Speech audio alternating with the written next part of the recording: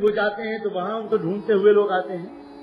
کوئی کسی طرح ای میل کے ذریعے، فون کے ذریعے، خط کے ذریعے اپنی بات ان تک پہنچا سکتا ہے۔ تو اب ایسے ہزاروں لوگ دنیا میں ہیں، جن میں سے کئی سو کو تو میں بھی جانتا ہوں، کہ جو ایک ہی طرح کا واقعہ بیان کرتے ہیں تھوڑے بہت فرق کے ساتھ، اور وہ یہ کہ میں تڑپ رہا تھا، اعتکاف کیا، میں نے صدقے کیے، روزے رکھے، زکات دی، اللہ سے چمٹا، رویا، تڑپا، توبہ کی، اور یہ کہا کہ اللہ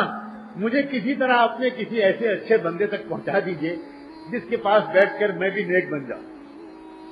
تو عام طور پر اللہ کے ایسے بندوں کو عجیب و غریب بات ہو رہی ہے کہ اکثر حضور پاک صلی اللہ علیہ وآلہ وسلم کی زیارت نصیب ہوتی ہے، اور وہ رہنمائی فرماتے ہیں کہ ہمارا دوست ہے ذوالفقار، اس کے پاس چلے گا۔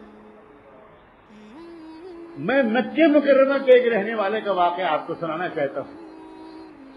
مکے کا ایک باشندہ اور عام آدمی نہیں، حضرت صدیق اکبر رضی اللہ عنہ کی اولاد میں، اللہ اکبر، ایک ہی خاندان ہے وہاں، جو گویا مکے سے باہر نکلا ہی نہیں۔ زلزلے آئے، طوفان آئے، جنگیں ہوئی، کچھ ہوا، اس نے طے کر لیا کہ ہم کو یہ در نہیں چھوڑنا۔ اس خاندان کا ایک شخص ہے، یہاں ایک نیک صالح عجیب کیفیت ہے، اس کے دل میں تڑپ پیدا ہو۔ اس نے حضرت کی ایک کتاب پڑھی عربی میں، تصوف و سلوک پر جو کتاب ہے حضرت کی، وہ اس نے عربی میں پڑھی، اور دل میں شدید بے چینی پیدا ہو، اور یہ بے چینی اس کو اس حد تک کر دی کہ پورے حج میں، وہ حج کے مجمع میں، بھیڑ میں، عرفات میں، مینا میں، حرم شریف میں، سڑکوں پر ڈھونڈتا پھرتا تھا، اور جو نظر آتا کوئی ہندوستانی یا پڑوس کے ملک کا، اس سے پوچھتا تھا کہ کتاب کے مصنف کو جانتے ہیں، کہیں ملاقات ہو پائے گی میری؟ عجیب دیوانگی کے ساتھ، یہاں تک کہ وہ مایوس ہو گیا تو حج کے بعد مدینہ منورہ چلا، وہاں جا کر درود شریف کا اہتمام کر کے دعا مانگنی شروع کی، اللہ تعالیٰ سے کثرت سے دعا مانگنی شروع کی۔ ایک دن بالآخر اللہ تعالیٰ کی توجہ ہوئی اور حضور اکرم صلی اللہ علیہ وسلم کی زیارت نصیب ہوئی، اور دیکھا کہ حضور بیٹھے ہیں صحابہ کرام کے ساتھ، ترتیب کے ساتھ صدیق اکبر رضی اللہ عنہ بیٹھے ہیں، عمر فاروق، سیدنا عثمان، سیدنا علی اور چند صحابہ، اور صدیق اکبر کے پیچھے لگے بیٹھے ہیں ایک اور بزرگ۔ حضور نے فرمایا کہ پریشان نہ ہو، ان کو تلاش کرو جو ابوبکر کے پیچھے بیٹھے ہیں، یہ یہیں کہیں ہیں، ان کو تلاش کرو، میرا سلام کہنا اور اپنے دل کے درد ان سے کہہ دینا مجھ تک پہنچ جائے۔ اب بہت ایمان کی تعریف ہے، کہاں کریں، ایک ایک امام مسجد نبوی کی صفوں میں گھومتے پھر رہے ہیں، لوگ حیران کہ اس کو ہوا کیا، اس شخص یہ ایک ایک کو دیکھتا پھر رہا ہے، ایک ایک سے پوچھتا پھر رہا ہے، اس شکل کو دیکھ رہا ہے، اس صورت کو دیکھ رہا ہے کہ جو صورت خواب میں دکھائی گئی صدیق اکبر کے پیچھے بیٹھی ہوئی۔ بالآخر مکہ مکرمہ میں طواف کرتے ہوئے اس شخص کی نگاہ حضرت پر پڑ گئی، بس انتظار کرتا رہا کہ طواف مکمل ہو،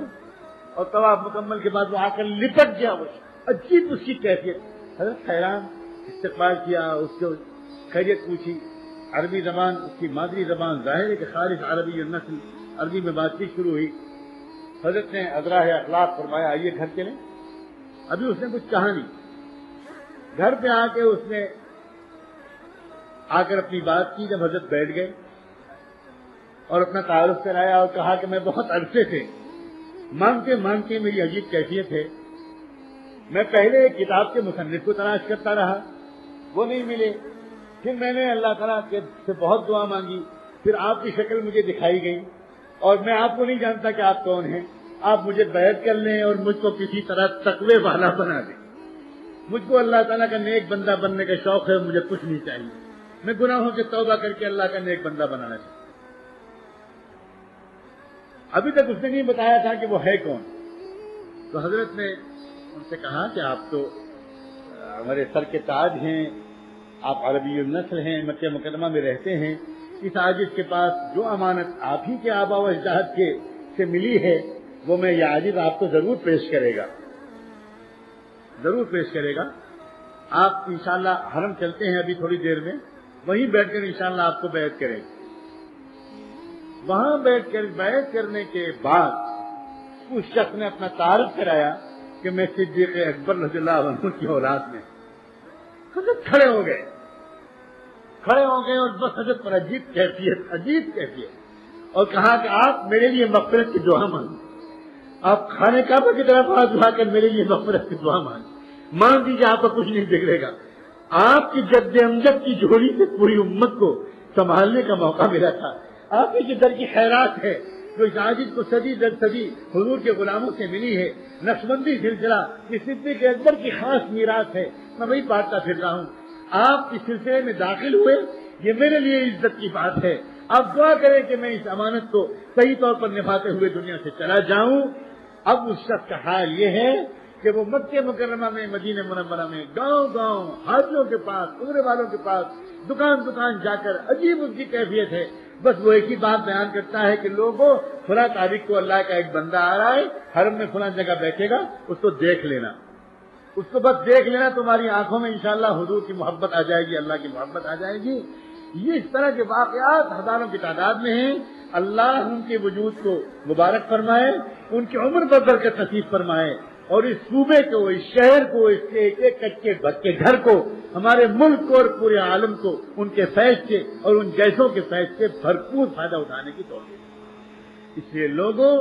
بلا تاخیر اللہ والوں سے جڑنا, ان کی محبت, ان کی ذات کی محبت اپنے دل میں لانا, ان کی صحبت اختیار کرنا, اور ان کو اپنے حالات کی اطلاع دے کر اور ان سے پوچھ کے زندگی گزارنا. اس مٹی ہوئی سنت کو زندہ کرو,